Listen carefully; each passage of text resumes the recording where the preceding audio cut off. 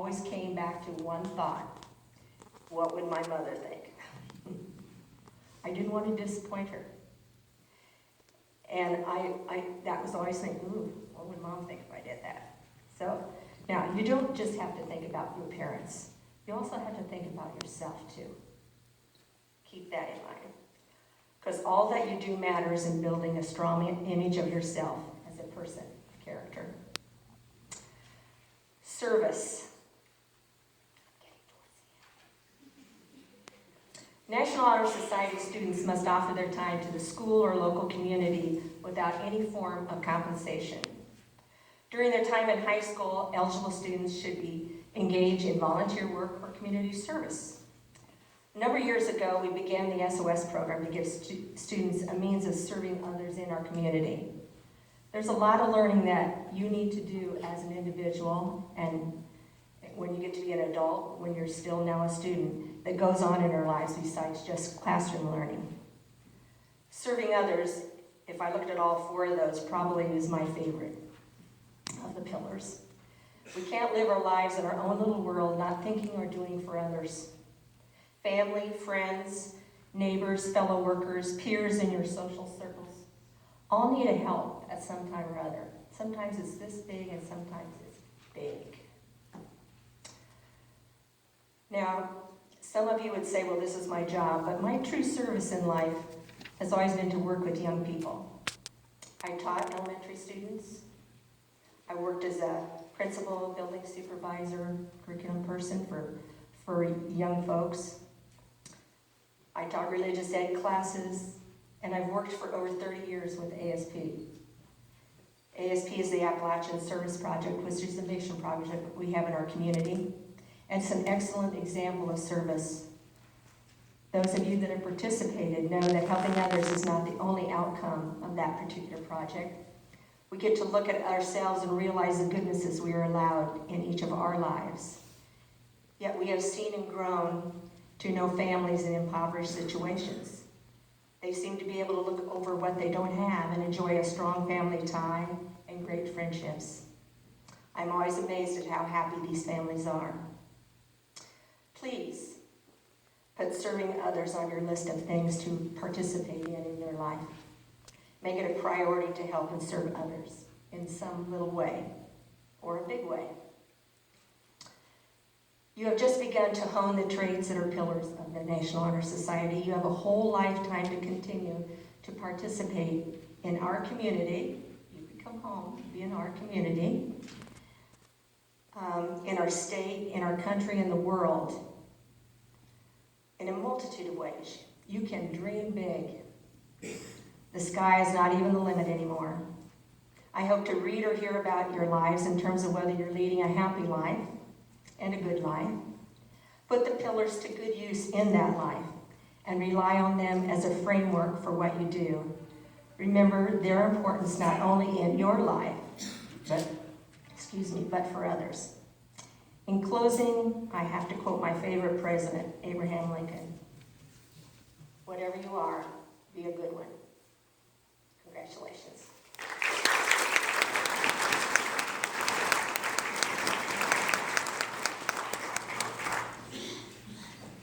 Thank you, Sharon.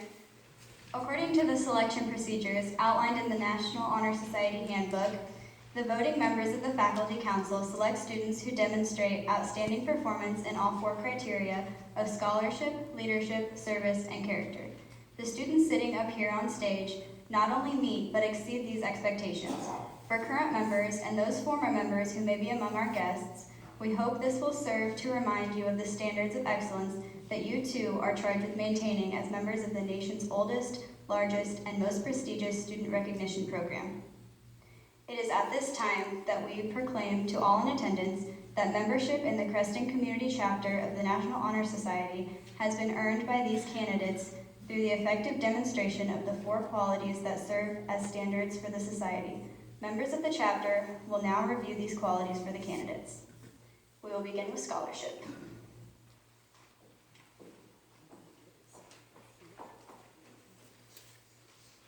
Scholarship denotes a commitment to learning. A student is willing to spend hours in reading and study, knowing the lasting benefits of a cultivated mind. We should continue to learn even when formal education has ended, for human education ends only with the end of life. Knowledge is one great element in life, which leads to the highest success, and it can be acquired in only one way, through diligence and effort. Learning furnishes the lamp by which we read the past, the torch guiding us to understand the present, and the light that illuminates the future. Candidates have the charge to continually expand their world through the opportunities inherent in scholarship. And I was asked to choose a quote about scholarship, and it was, "Develop a passion for learning. If you do, you will never cease to grow." Anthony J. D'Angelo. I will now light the candle for scholarship.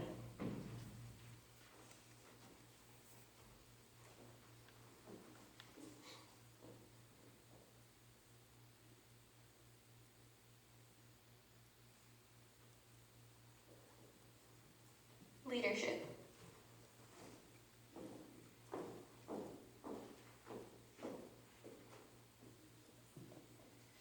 Leadership should exert a wholesome influence on the school. In taking initiative in the classroom and in school activities, the real leader strives to train and aid others to reach their common goals of success.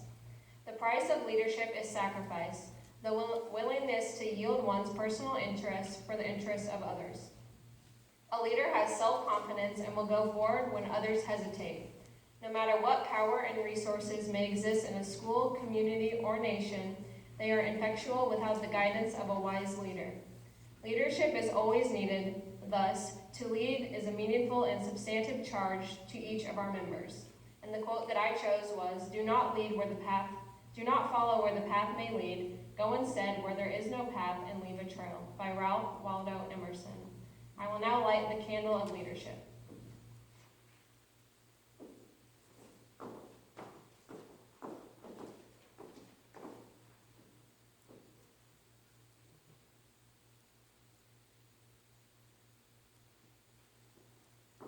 Service.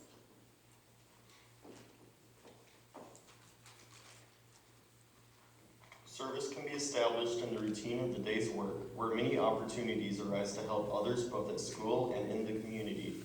A willingness to work for the benefit of those in need, without monetary compensation or public recognition, is the quality we seek in our membership and promote for the entire student body.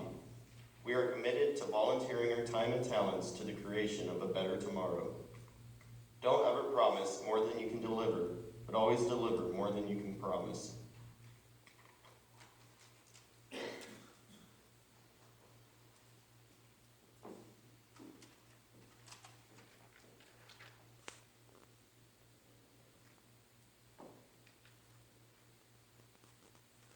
Character.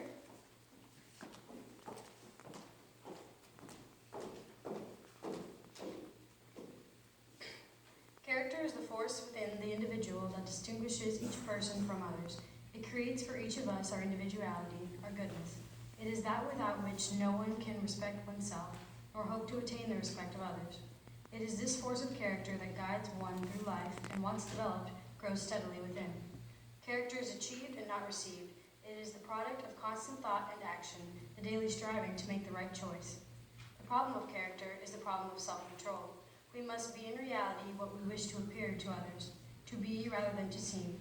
By demonstrating such qualities as respect, responsibility, trustworthiness, fairness, caring, and citizenship, we may hope to prove by example that we value character. We are not just products of our past. People in our present also influence us to help mold our character.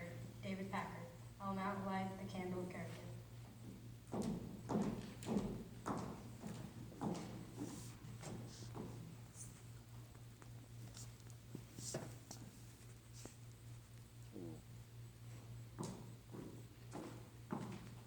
At this time, we will have Emma Christensen, Chapter Secretary, come forward to conduct the pledge.